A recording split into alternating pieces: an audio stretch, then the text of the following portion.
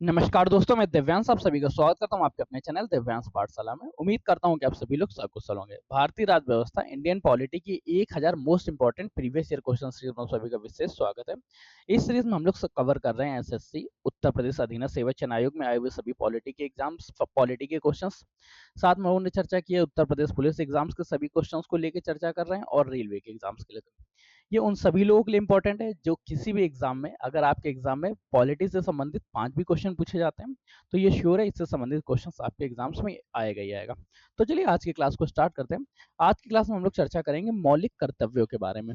मौलिक कर्तव्यों के बारे में आप 3 पॉइंट्स याद रखिएगा। मेरे ख्याल से आपके सारे सारे क्वेश्चन इससे डाउट सॉल्व हो जाएंगे। 3 पॉइंट्स बहुत अच्छे हैं। 42वां संविधान संशोधन 1976 1976 और दूसरा पॉइंट याद रखिएगा 86वां संविधान संशोधन सन 2002। अब 1976 में क्या होता है, 1976 में 10 मौलिक कर्तव्यों को जोड़ा गया।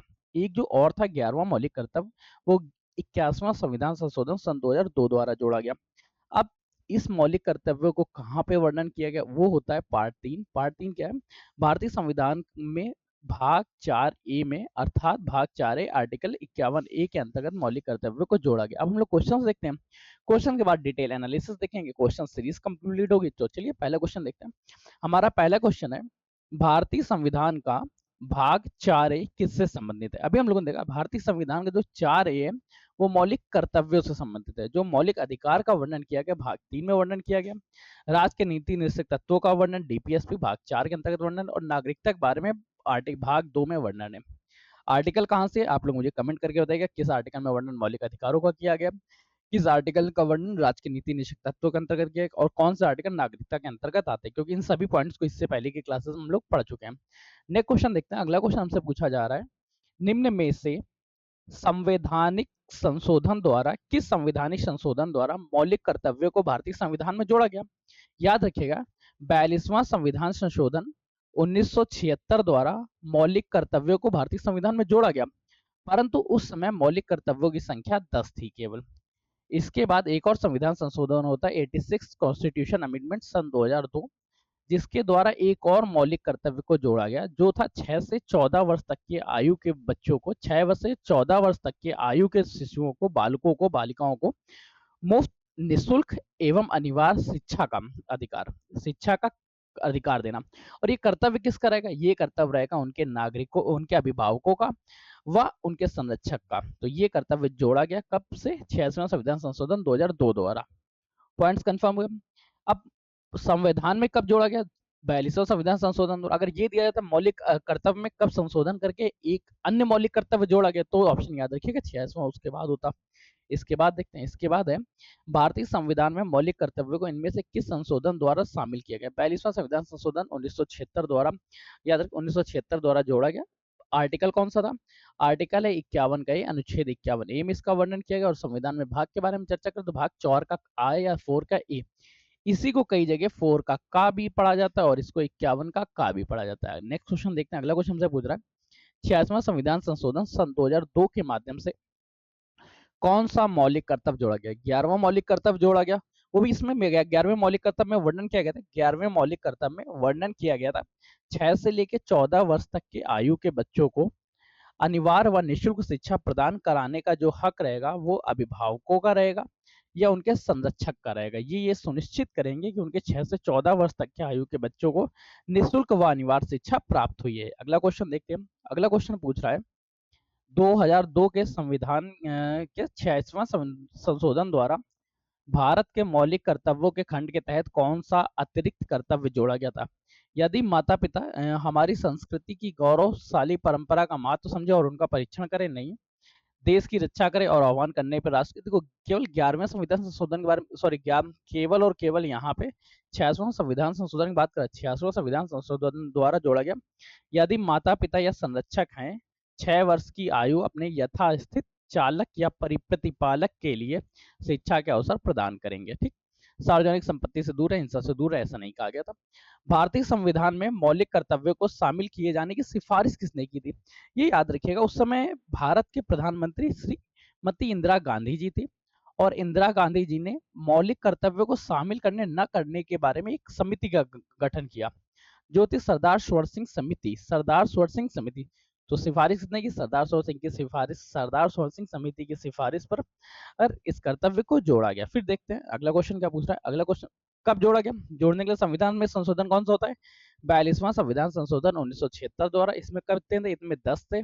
इसका एक और संविधान संशोधन होता है 86 कॉन्स्टिट्यूशन अमेंडमेंट सन 2002, जिसके तहत भारतीय संविधान में मूल कर्तव्यों की संख्या 11 होगी। 11वां कौन सा जोड़ा गया था? 6 से लेकर 14 वर्ष तक के आयु के बच्चों को निःशुल्क व अनिवार्य शिक्षा प्रदान करने का जो दायित्व रहेगा वो उनके अभिभावक या संरक्षक का होगा।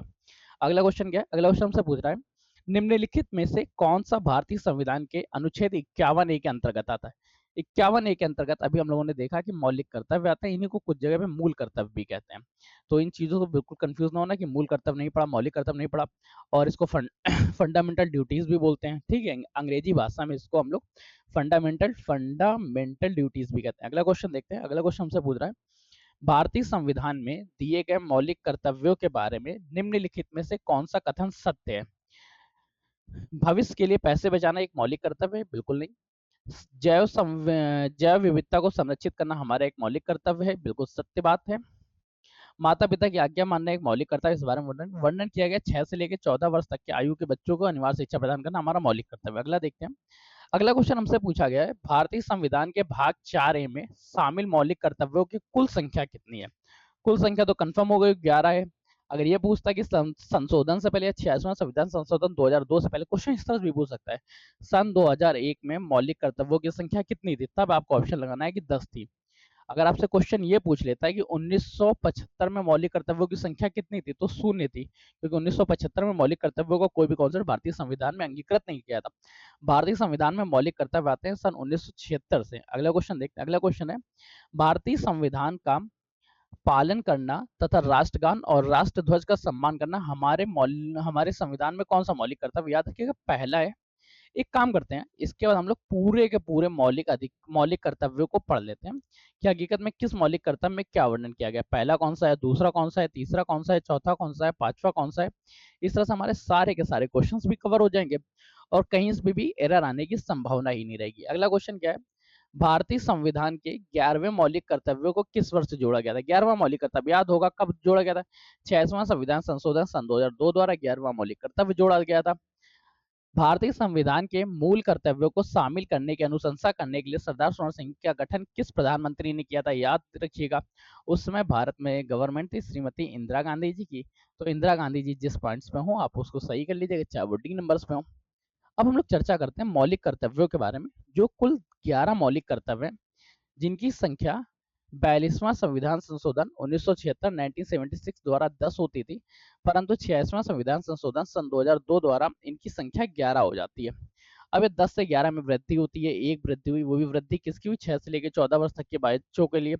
6 से 14 वर्ष तक के आयु के बच्चों के लिए निःशुल्क व अनिवार्य शिक्षा प्रदान कराने का कार्य किसका रहेगा? अभिभावकों एवं उनके संरक्षकों का रहेगा। अब हम लोग देखते हैं ये लिया कहाँ से गया था, ये भी ध्यान रखिएगा।